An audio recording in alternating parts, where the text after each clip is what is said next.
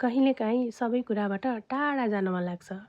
Same routine, same people and same stress. अनि एक दिन म हिँडेँ यो पहाडतिर। Not for content, not for photos, just to breathe. यो बाटो इजी भने पक्कै थिएन। कतै उकालो त कतै ओह्रालो, भने कतै सासै लिन नसक्ने गरी गाह्रो। तर साँच्चै भन्नुपर्दा हाम्रो लाइफ पनि यस्तै नै रहेछ।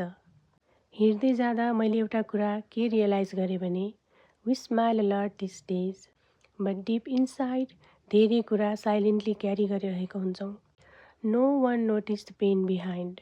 अनि हामी आफैले आफैलाई सम्झाइरहेका हुन्छौँ सबै कुरा ठिक छ, सबै कुरा ठिक हुनेछ।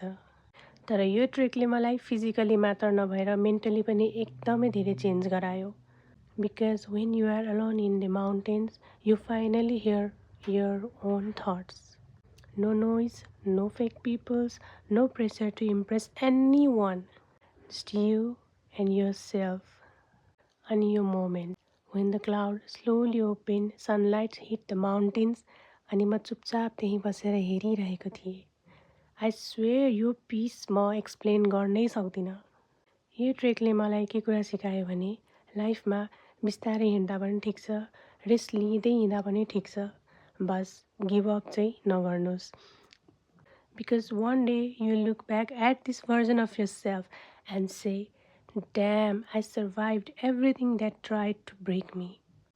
आजको लागि यति नै. Thank you so much for watching. Bye.